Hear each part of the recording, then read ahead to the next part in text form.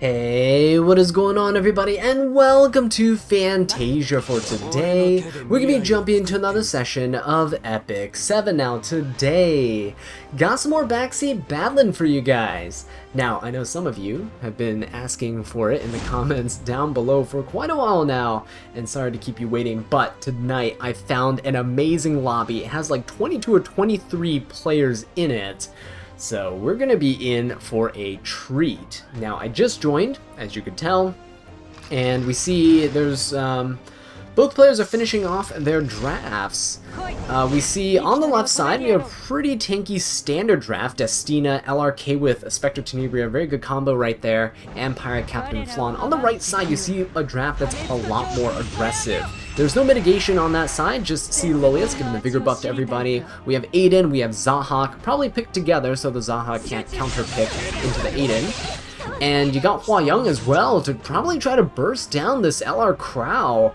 And I mean, with a vigor buff and Zahak attack buffing her, that looks like it's gonna be a lot of damage. Zahak gets the chance though to take somebody out, so going for the Pirate Captain Flan. Pretty good choice there. If you went for the LRK or went for the Destina, the injury would actually make it so Hua Young probably wouldn't be able to kill. It's an 8,500 HP Hua Young. They should probably kill the Destina here. Yep, there we go. Prevent the revives and healing. Pretty good damage, 30k. That is very solid. And now you got the Aiden who can easily finish off the Pirate Captain Flan with her vigor buff. She's only 8,000 HP, which isn't a lot, but she does give invincibility to the rest of the team, which means LRK's AoE here is not going to mean much. And that Specter Tenebria, well, she can only really hit the Aiden, but Aiden's probably going to be countering here on this miss. Yeah, so there we go. It's not lifesteal Aiden, so Specter could technically maybe take her out, depending on the damage, but it is an attack down, so probably won't be enough here. Gonna go for the stun instead. Pretty smart move on the Zahak. There's still a chance for the Specter to kill everything off if this LRK can survive. Now, Hua Young, her cooldowns are longer than they used to be. I think it's 3 turns now. So it'll be a while before she turn cycles in. Zahak getting stunned there means that there's way less damage coming out on the right side, because Aiden and Hua Young, without their burst, they kind of just do a bit of chip damage. Hua Young seems to be on Benimaru's Tachi, which allows her to get the attack buff at the start of her turn. Dealing a little bit of damage, decent damage, but not as much as Aiden's S1 as we saw earlier. So LRK has a chance here. He's gonna go for another S3, no soul burn, because he might go down. Is it a lifesteal build? It is not. But you know what? That is fine, because look, Specter Tenebria has 20 souls now that she can use a soul burn. And on the right side, everyone's getting pretty low. If this Specter Tenebria gets a chance to soul burn, it could spell disaster for the right side here. Zahak is going to be able to go though. Ooh, that's not going to be too great. He is going to go for the soul burn to guarantee the kill on the LR Crow. And now it's Specter's turn. Can she do this? She needs to not hit C. Lilias. Goes and kills the Zahak. Alright, we are in business now. Can he kill the Hua Young and the Aiden? Oh, he does! Specter Tenebria coming in with the clutch play. This is why you don't surrender, folks. But Specter Tenebria gonna get provoked here, and C. Lilias does get a nice little barrier. And she is going to put the attack down. Now, can C. Lilias actually win against the Specter Tenebria? I don't think so. She's just kind of stalling out. She's putting some attack downs on the other side. But Specter, though, her damage, yeah, she's going to hit quite hard. And that's with an attack down. If she takes another turn, it very much is probably over. Now, C. Lilias is probably going to lap the Specter. She actually doesn't get provoked there, which is pretty good. But yeah, there we go. It's not really going to be doing much. That's a lifesteal Specter Tenebria too, so I very much appreciate that. You guys know me, I love my lifesteal Specter. And this just goes to show her solo potential. So there you have it. Finishing off the C. Lilias and taking the win for the left side. Well played. Alright, so we're starting our second match here. By the way, gotta love these profile cards that we see. Ichan9 on the left side, who had asked for a little shout out. So if you're watching this video, leave a comment down below. And there's your shout out right there, buddy. Alright, on the right side though, we have Yoda. And on the left we have representative of the Asia server, going up against the right representing the Korea server. Pre-bans are starting to come in. We got double pre-bans for these. So Specter, Tenebria, and Aola are banned out on the left side. Meanwhile, on the right side, we have Lua and Ahmed getting banned out as well. So Specter and Aola getting banned out is pretty interesting and actually lends itself to a pretty decent LRK if you didn't want to get counterpicked with a Specter Tenebria. Now, is that a viable path to go forward with? Not necessarily, it's just an observation. Specter Tenebria is usually drafted with LRK if possible, because of the synergy between their kits, and Aola is a good counter into LRK, just kind of nullifying everything that he does. Lua and Ahmed banned on the right side means that they could be going a more slower standard-paced game, don't want to get cleaved by Ahmed, or controlled by Lua. And we're starting to see that right here. So we have Lionheart Surmia coming out along with a Rimuru into the A-Raz on the left. Now, A-Raz is traditionally pretty decent into a Rimuru.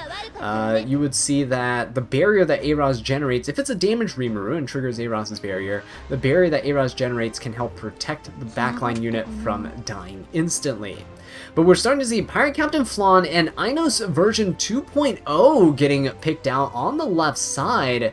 That's not too bad because Pirate Captain Flan offers pretty good utility for the team, helping to control units like Lionheart Surmia. Even if you get a dual attack or something like that that procs, you can control her and make her lose turns. And Inos version 2.0, pretty decent Soul Weaver as well. Synergy with Pirate Captain Flan with the attack buffs. You have a little bit of cleansing in her kit and some CR pushing. Overall, not too shabby. But we see Mediator Cowrick getting picked out on the right side without a skin this time. So it's actually Mediator, not Seto Kaiba. He's going to be pretty strong because of his ability to strip buffs and put the attack down on the opponent's side. He also has a lot of buffs for his side. Got immunity and attack buff, which will help fuel the Rimuru's S3 and that extra damage. Ilanov going to be rounding out the draft on the right side, but we see Tomoka and Zahak. Ooh, Ichan going really aggressive here with the damage and speed. On the right side, the first 4 units are pretty slow. Even with that Sage Ball getting last pick there, could easily get banned out, and then they have to deal with that first 4. Sage Ball is probably going to be the ban for the right side here, because he kind of interferes with everything that they're trying to go for. Oh, but no, Rimuru gets banned out. Pirate Captain Flan was actually banned here, so this actually works out as kind of a 50-50 ban. If the Sage Ball were to get banned out, and Inos was to get banned out, then that would be a pretty good victory for Ichan. But in this case, it actually also works out too. As long as Inos doesn't get banned out, she could cleanse the Sage Ball. But the problem now here is she's pretty fast, and Sage Ball is going afterwards. So you see here, it's not really going to help too much. Everybody's going to get slapped, unfortunately, and lose their turn. Now, Tomoka and Zahak are pretty squishy, and I don't know if they're actually going to be able to survive this incoming damage from the Lionheart Surmia or this Ilanov. If that Sage Ball was faster, I think the draft definitely could have benefited left side, because the Inos would be able to cleanse the sleep, and you'd be able to work off of that. So unfortunately though, the Ilanov's gonna go. We have an S3 coming out. Raz's barrier might protect the Tomoka. It does. Zahak actually does survive as well. This could actually not be too bad. Now, Mediator, when he... Oh, he's not going to S1, he's going to S2. That's actually pretty big, because Inos could CR push the Zahak after her turn. Zahak might be able to cut that Ilanov, and then we get to see him try to boost that Tomoka or something of the sort. So you see here, Zaha gets the cut, and he hasn't used any of his skills. He will be able to enter the invincibility, which is quite nice. The unfortunate thing is, I think Ilanov already has enough combat readiness to take out this Tomoka. And I don't know if the Zaha can really solo a team that bulky on the right. He's going to be going for the injury damage onto the Ilanov. Kind of smart, trying to, you know, whittle her down so she can't kill Tomoka. But with an attack buff and crit damage buff, there's absolutely no way that she will survive. Yeah, even if that 5,800 damage didn't kill, right, the extra injury damage proc would definitely have finished him off. So that's quite unfortunate there. It was just down to the draft and how it played out.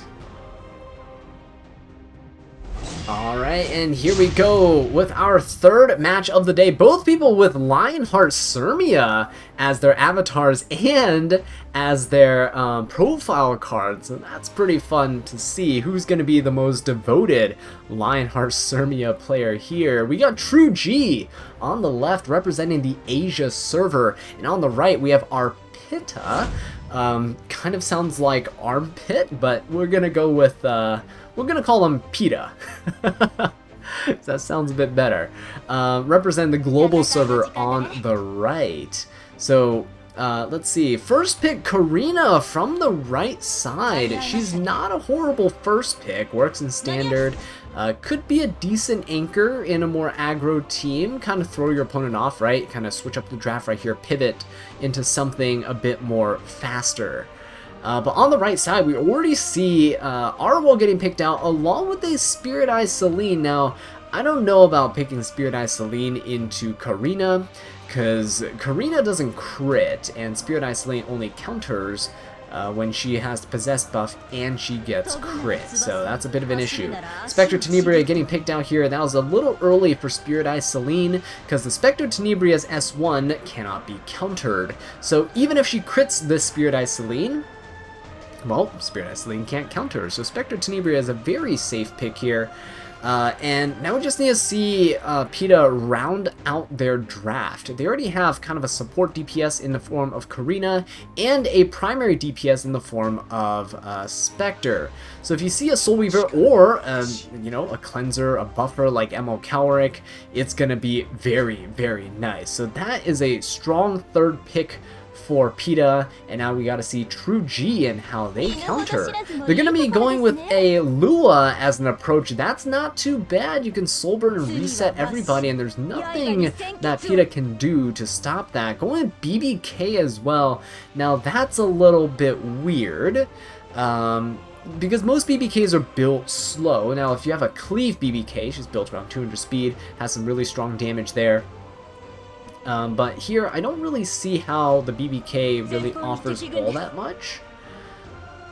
Alright, Senya is getting picked out on the right side. Again, this guy's picking to fight that Spirit Eye Celine, right? Senya, Karina can't crit. Specter Tenebria can't be countered.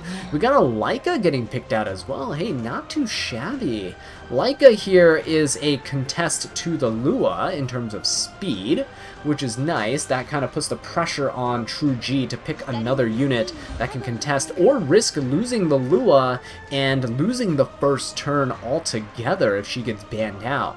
So if we see the two faster units getting banned, we can see a more standard v standard matchup. Destina is interesting, double reviver on the left side, but the problem here is, you see the Lua gets banned out, so that Leica is a free pass. Senya gets banned, probably because she has the most kind of utility and control on the right side. Leica does have a little bit, but that Destina is able to cleanse the team entirely at least once.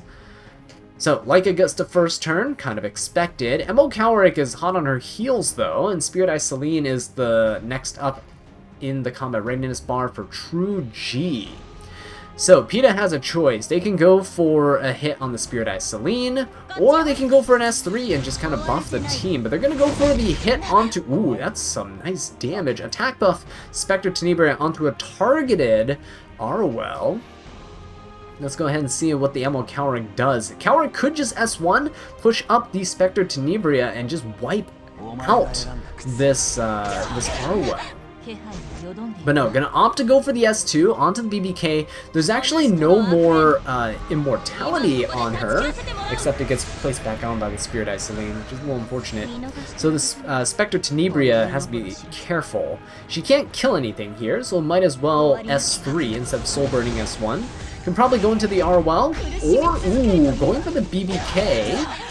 That's actually not the worst option. I guess he could have gone for the R-Wall, got her really low.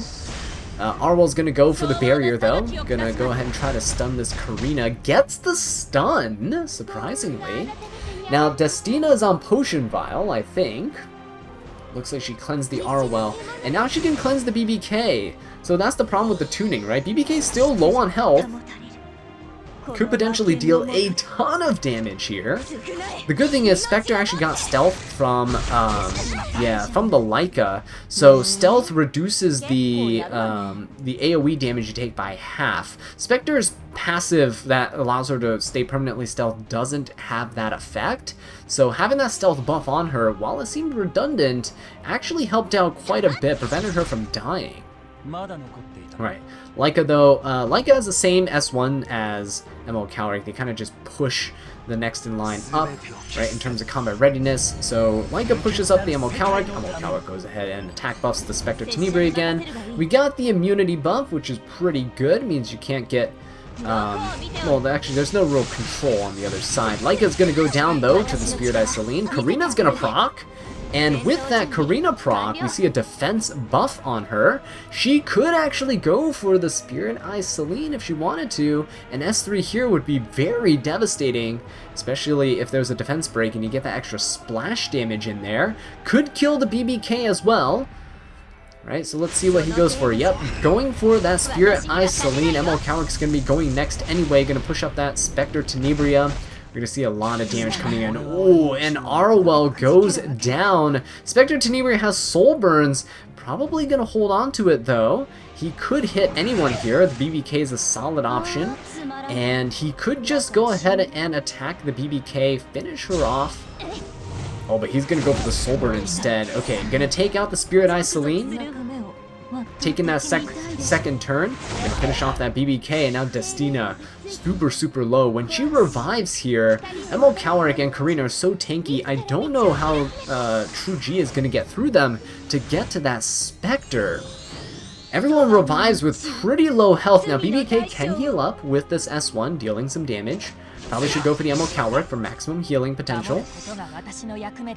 Right, and now Arwell's gonna go. She could try to strip some buffs off this Karina. Yep, so goes for the Soul Burn, gets the strips there, not bad. Defense buff still there though, that's a little unfortunate. Calric gets another shot at this, gonna go for the S2, onto the Arwell, gets a barrier onto his team. Now Karina could try to just finish off the Spirit Eye Celine here. There we go, that's exactly what she goes for. And then Specter Tenebria has more Soul Burns. If she Soul Burns here and takes out the BBK, I mean, it is pretty much done. Takes out the Arwell there, hits Destina. Is this one hit going to be enough to take out the BBK? Probably, because she has 5 stacks on her. Oh, okay, and she has an S3 as well. Gonna go for the Destina, though, just saying, hey, no, we're going to wipe out your sustain. I'm not afraid of your BBK. Turn cycle with the ML Calric. We see the Karina gonna go. Defense broken BBK, super low health. Can she do this? I don't think so. Unless she had an S3 right there. Yeah, it's not gonna be enough. So, Specter Tenebria gonna be able to finish off the BBK with that S1 on her next turn. So, PETA taking the win from True G. Okay, here we go into our next match. Oh my god. What are these profile cards? I love it. Sona Mio on the left side representing the Asia server, and Bald Raka on the right side representing Global. Got that level 2 mob right there as their avatar and in their profile card, so that's pretty nice. We got Bad Cat Armin getting picked out first. Okay. Sona's retaliating instantly with an R-Wall and an ML Calric. Ooh, that's kind of nasty. Let's see what Raka has in store for them, though. Specter, Tenebria, pretty good choice into the Mediator, and the Arwell, you're kind of hidden from everything there. We got Pilots getting picked out as well on the right side. Gonna be okay for perhaps cleansing the stun from the Arwell, because she cleanses a debuff from everybody on her team with her S3. But we got Landy getting picked out on the left, along with the Bellion. So Axe God coming in on the right side. Oh, you know I gotta root for you now, Raka, because that Axe God is going to be doing some work into that Bellion and into that Arwell. Pretty nice. Landy, though, is looking pretty bad for Raka's side because they're pretty bulky, pretty slow. Landy can probably lap them quite a bit and take advantage of all the buffs that are going to be on the right side. So with that, we're going to probably round out this all-dark team. Would we see an Inos come out here? No, we're going to see an Operator Sigrid. Now that is a pretty solid pick too. Given that Arwell and Bellion are on the other side, if Arwell has her skill awakenings for the barrier for her team, then Opsig gets free hit and essentially a one-shot if she's geared well enough. Now, there's one last pick for Sona on the left side. Let's see what they end up going for into this full dark team. They're hovering over Senya, and nope, they lock in the Spirit Eye Celine instead. Spirit Eye Celine not fantastic into Specter Tenebria. And she's okay actually into Axe God, perhaps. Axe God, if he counters enough though, I mean there's 3 light units on the other side, if he counters enough, Spirit Eye Celine's gonna be in some trouble. Opsig getting banned out, kind of expected, and we saw the Landy get banned out too, which is also pretty standard. Spirit Eye Celine's pretty fast though.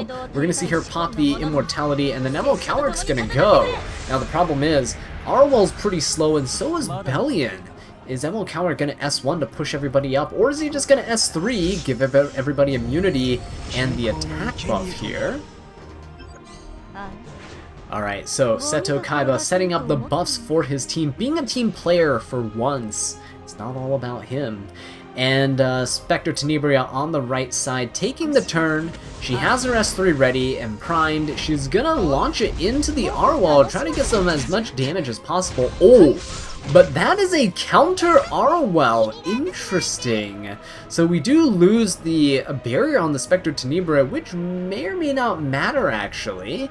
Bad Cat Armin now gets to take the turn. She's gonna go for an S3, it's a single target attack, instead of going for an S1, which would maybe trigger the counter attack or the Elbrus from the Bellion. Got a barrier on everybody, got that defense buff on the Armin, and we see the Arwell going for a stun onto this Axe God. But that's going to help out quite a bit because it pushes up the team. Even though he got stunned, it's fine. Pilot's going to be taking the next turn, and she could... Like, if she wants to put a barrier back up for her team, she can S3. She should probably hold on to it, though. There we go. Very nice. Stripping some buffs off that Spirit Eye is going to be quite important. Yeah, Pilot is going to help quite a bit, nullifying some of the damage from Bellion if she does counter, as well as Spirit Eye Celine. Bellion's going to S3. There's no immunity on the right side. Oh, wait. Hang on. What? Oh, okay, interesting. I got it. I was like, wait, there's no way this Specter Tenebria is built on counter set. But no, she's in the front lines. Bad Cat Armin, when she is hit, gives the frontline unit a chance at counter-attacking 50%. It's 100% if the target that attacked Bad Cat Armin was provoked. But we're going to see the Axe God get hit there. Ooh, that's quite a bit of damage that came out, though. It's not looking too good for Axe God, unfortunately. Bad Cat Armin's gonna go with the S1. There is no counterattack from the Bellion there, but we do see a provoke on the Spirit Eye, which is gonna be quite important, so she can't finish off the Axe God.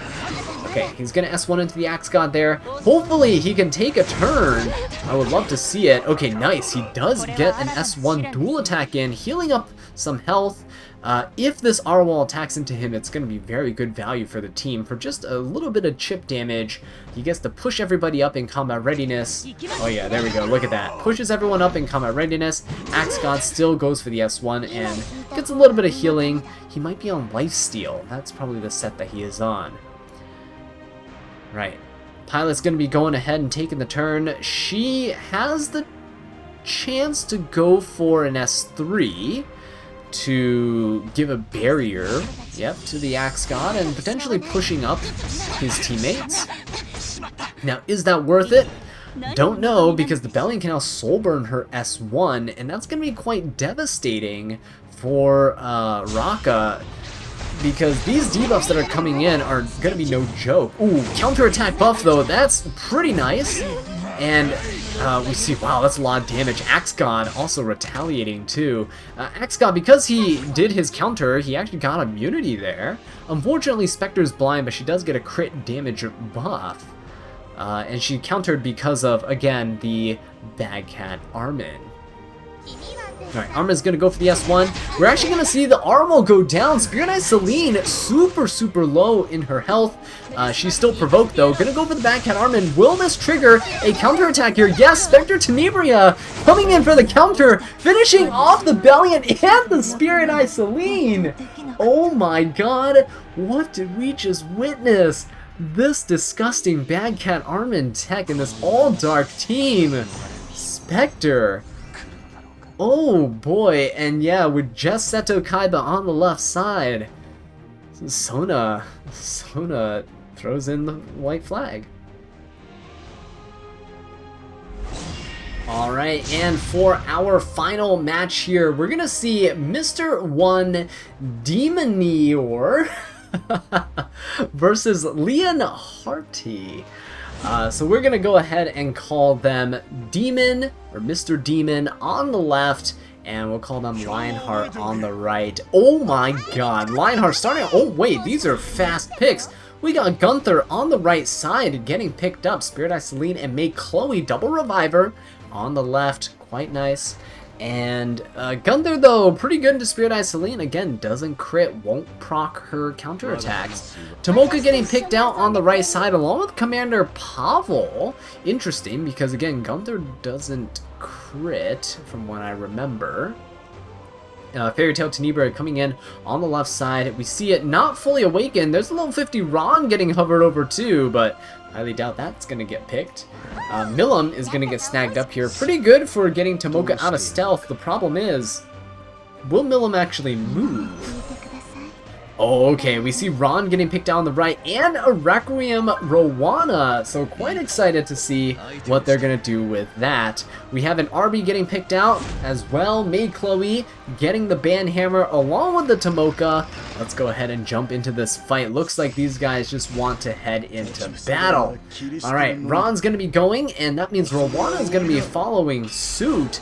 This is going to be pretty interesting. So, Ron gets to go and S3. There we go, very nice. And after that, we should see... Oh wait, hang on. Rowana not actually jumping up in combat readiness. That's unfortunate. Well, there's the unbuffable that comes out. Apparently, Lionheart had misplaced somebody, apparently. We see the Commander Pavel going to be going down to the Milim. Ooh, things were looking pretty nice for the right side, but then something just didn't really work out there. Okay, so Spirit Eye Celine gonna go ahead and get immortality to everybody. Gunther going, but that's oh, I see, the frontmost ally. So Gunther was put in front. Ron should have been the one that got put in front instead. Understood. So now Rowana gets to go. Unfortunately, she doesn't strip or anything here. She just kind of reduces everyone's cooldowns by 1 turn. And yeah, what could have turned out to be a pretty nice Rowana counter into that Spirit Eye Celine didn't really work out in the end. Could have kind of reset everybody and had a pretty big advantage. But this RB is slowly creeping up, and there's really nothing that right side can do about it. Alright, RB's going to be taking the turn now. And he's gonna probably let rip his S3. Oh no, hang on, he was reset. Sorry about that. Rowana had popped her S3. Now Gunther gets a chance to go. Everyone's kind of vulnerable, but he goes for the RB. RB revives. Rowana's gonna go. And Rowana's probably gonna have to try to finish somebody that's not RB off. Oh, he's gonna go for it though. Okay, there we go. Hitting that Celine. And Arby gets a Gab. Ooh, that is going to hurt. A Soulburn S3 coming out right now is probably just gonna wipe everything out. Unless, of course, Gunther somehow survives. No Soulburn. We'll just finish everything off anyway. Yes, Gunther does get crit. That is very unfortunate. So, with that being said, guys, that is going to be it for this Backseat battle-in. Thank you so much for watching this video. I really do appreciate it. If you enjoyed it, please leave a like and subscribe for more Epic 7 content. And until next time, take care.